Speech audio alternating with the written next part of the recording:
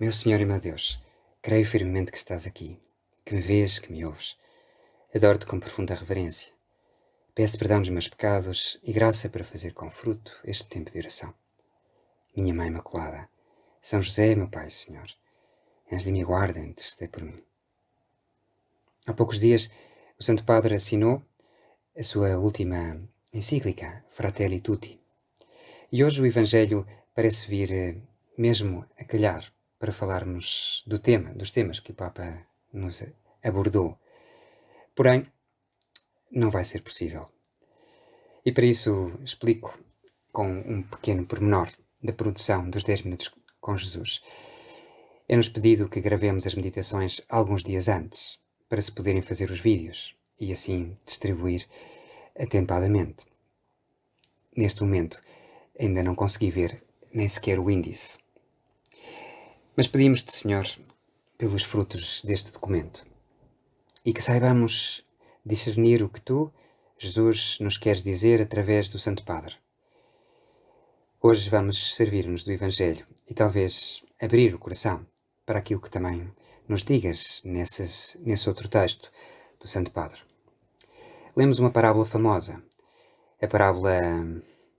Bom, acho melhor não fazer spoiling, como agora dizem. Talvez seja das parábolas mais conhecidas, mas hoje proponho-te que a leias metendo-te bem no ambiente, reparando nos pormenores, no que aconteceu antes, que imagines as caras dos intervenientes, as suas intenções, os seus sentimentos. A mim, pelo menos, ajudou-me a rezar. Conta São Lucas que se levantou um doutor da lei e que faz uma pergunta a Jesus para o experimentar. Há logo aqui uma intenção torcida. Mestre, que hei de fazer para receber como herança a vida eterna? Coloca-te agora entre os discípulos. Olha para aquele doutor da lei, vê-se que se levantou com má intenção. Fez a pergunta e fica à espera da resposta de Jesus. E sabes que aquele homem não faz a pergunta porque deseja saber a resposta. Sim, embora comece por tratá-lo por mestre, ele faz a pergunta com ar superior, como um professor que testa o aluno sobre o seu conhecimento. Neste caso é um rabi de Nazaré, e eles desprezam-no. Por isso, diante do desafio, o nosso olhar vai para ti, Senhor. Que vais dizer? Vais entrar no jogo? Que resposta vais dar? Que está escrito na lei? Perguntou o Senhor. Esta resposta é feita com tal autoridade que o doutor da lei é obrigado a responder. E efetivamente dá uma resposta muito boa. Começa por citar o famoso Shema Israel, o mandamento que todos os israelitas conheciam de memória. Amarás o Senhor teu Deus com todo o teu coração e com toda a tua alma, com todas as tuas forças e com todo o teu entendimento. Mas liga-o imediatamente com outra passagem menos conhecida, que manda amar o próximo, e ao próximo como a ti mesmo. A resposta é perfeita, pelo que Jesus diz. Respondeste bem. Faz isso e viverás. Como deveriam vibrar os corações dos discípulos ao ver a autoridade de Jesus? Como se sentiriam confiantes ao ver a força das suas palavras e a superioridade de todos aqueles homens instruídos e versados nas Escrituras? Imagina-os a sorrir e a olharem uns para os outros, Pedro talvez dando uma pancadinha ou um encontrão no ombro do seu irmão André. Porém, aquele duelo não tinha ainda terminado. O doutor da lei perguntou: e quem é o meu próximo? Olhamos para aquele doutor da lei, admirados, sem perceber. A nós parece-nos uma pergunta absurda. Quem é que faz uma pergunta assim? Todos sabemos quem é o nosso próximo. Mas pelo sim, pelo não, olhamos para o lado. Aquele homem é inteligente. Haverá aqui alguma coisa por detrás? Alguns rostos entre os que seguem Jesus revelam expectativa, seriedade. Enfim, eu imagino que os discípulos, e especialmente aqueles que tinham mais conhecimentos, devem ter percebido que aquele doutor da lei queria chegar a um terreno pantanoso. Queria comprometer Jesus. Porquê? Porque se discutia precisamente até onde é que ia o preceito do amor ao próximo. O próximo era só o israelita ou era também o estrangeiro? Todo o estrangeiro ou só aquele que se fixou em Israel? Parece que alguns rabinos não consideravam próximo o herege, o espião, o apóstata. Sobretudo para a maioria dos israelitas, Os samaritanos não entravam dentro desse conceito. Não eram próximos a quem eles deveriam amar.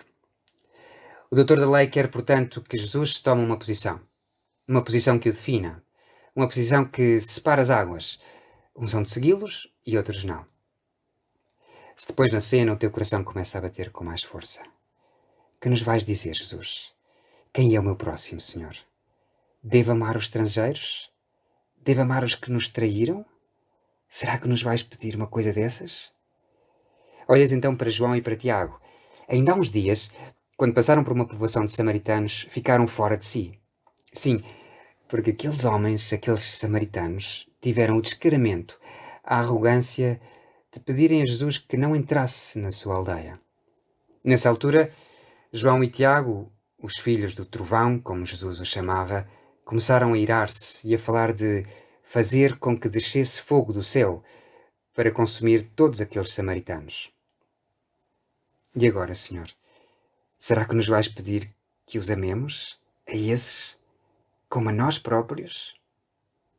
Até o nosso coração se divide quando intuímos aquilo que parece que nos vais pedir.